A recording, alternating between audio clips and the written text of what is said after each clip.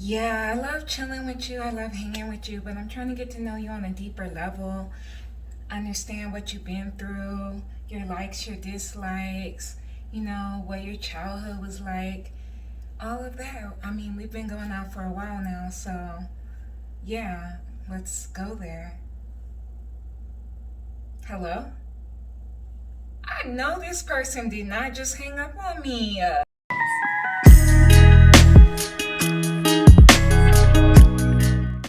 Welcome back to my channel. My name is Malika and I am going to be talking about the runner.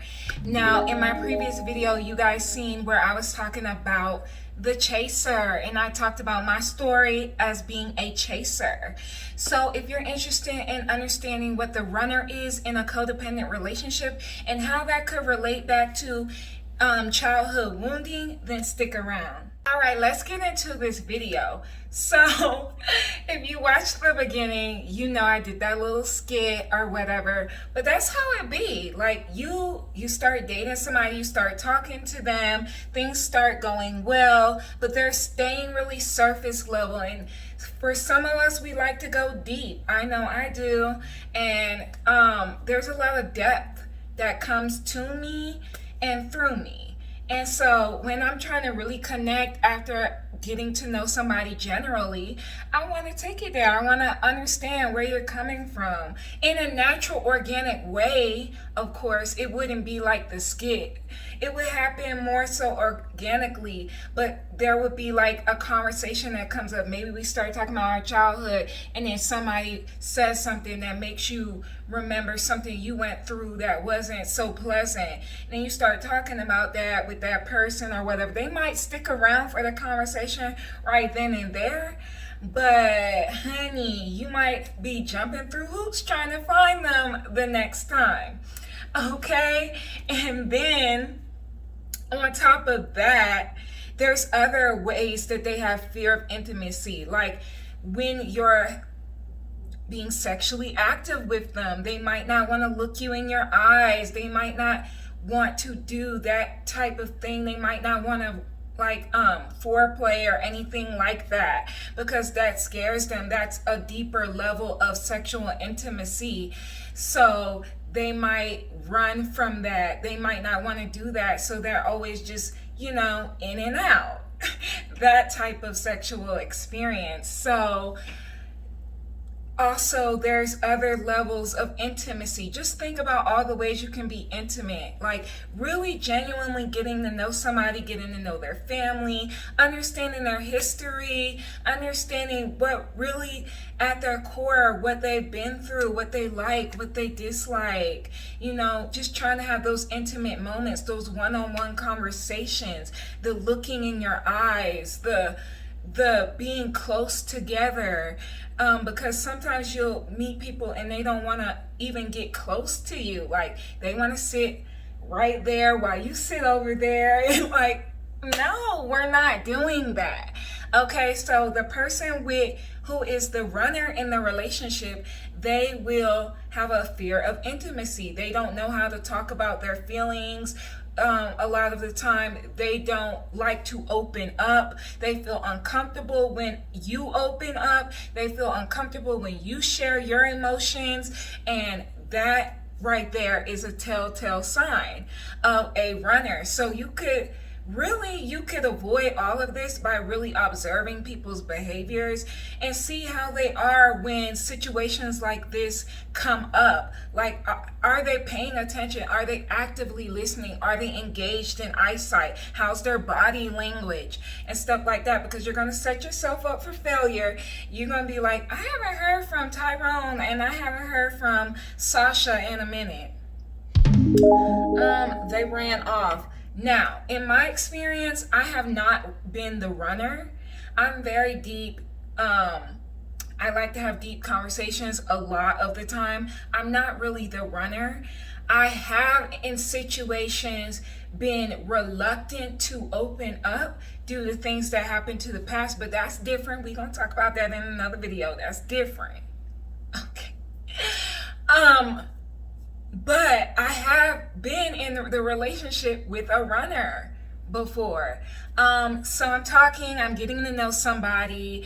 We're hanging out a couple of times, you know. We have really good conversations. But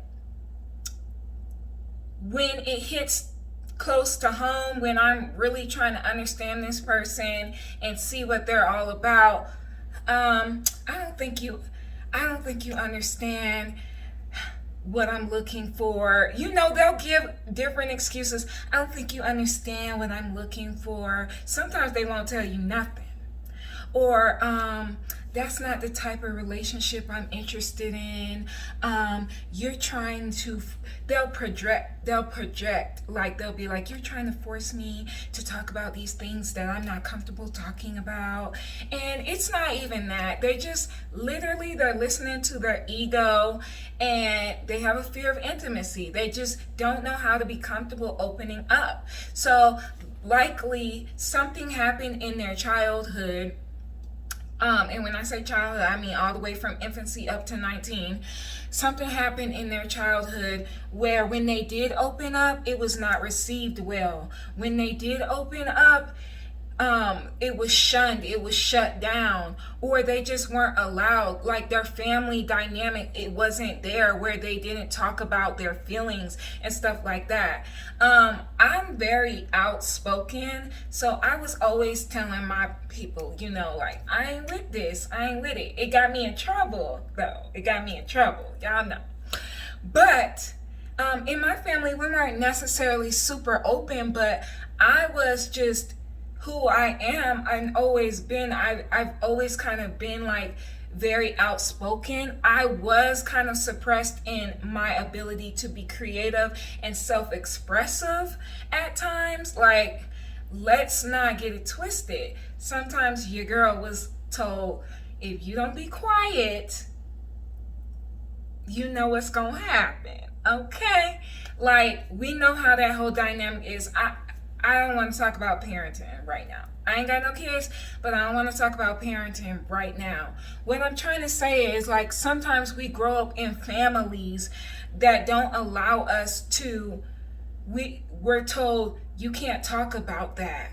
That's a family thing. That's a family secret, or that we don't go there in this family. We don't talk about our feelings. We just bottle them up. So that's what you end up having with these people. So when you're meeting these people, they can only act the way that they know how to act, especially if they're not on a self-discovery, self-development, spiritual journey, whatever have you not. They're going to meet you at the level that they was met at. And usually it comes from parents just not opening up, or parents that don't want to hear it. They don't want to hear it. They view that as emotional, especially if you're a man. You're told you can't open up, you can't share your feelings. That's not being a man. I'm here to tell you, and I will do a video on this, that is not being a man. Men have feelings. They need to be able to have safe spaces to open up.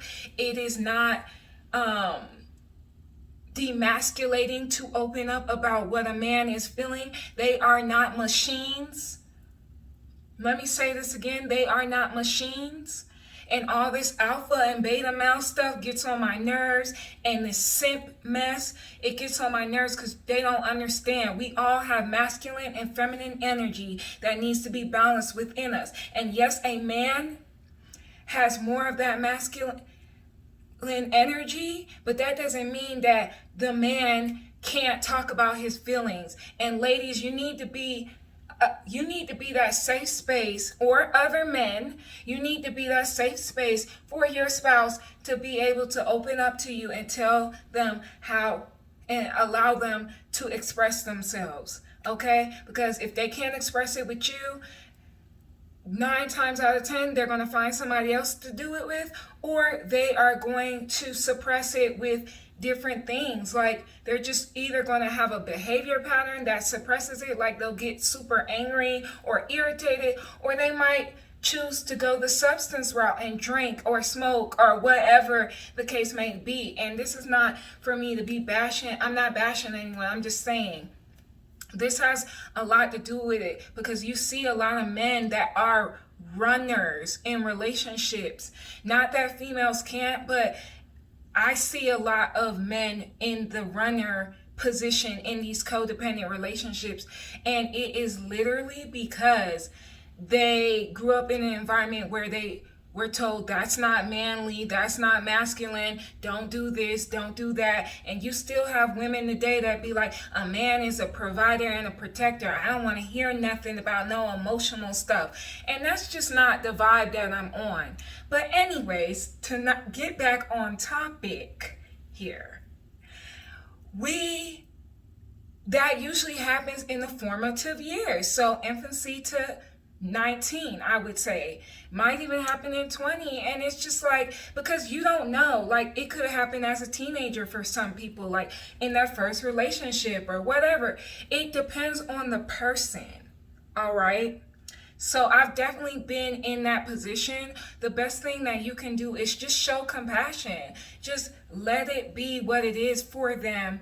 Don't try to force it upon them. Just if they run away, allow them to run away. But that's not an opportunity for you to allow them to run back in your life in and out either. Don't do that, because that's toxic too. This is, okay, you ran out of my life. If you come back, if you say something, I just be like, look, I understand that you're not comfortable with these type of conversations, but that's the type of relationship that I'm looking for. So if you are not going to be able to build into that, then we don't need to continue to communicate. All right, like stuff like that. That's how you deal with that situation. So in the comments down below, I'm going to ask you, have you been the runner? This is a judgment-free zone. Have you been the runner in a runner-chaser codependent relationship? Have you experienced the runner in a codependent relationship? What was that like? How did you feel? If you feel confident sharing in the in the comments section. I want to hear from y'all. I want us to help each other. Each one teach one. Okay? Whew, we're done. I know these topics be deep. They be deep. But we got to talk about it so we can be our best self, so we can be on this self-love journey, so we can evolve and have better relationships with other people. So thank you so much for watching. Please give this a thumbs up. Comment down below, like I said. Hit subscribe if you haven't. What are you waiting for? Follow me on social media, and I will see you in my next video. Peace and love. Bye.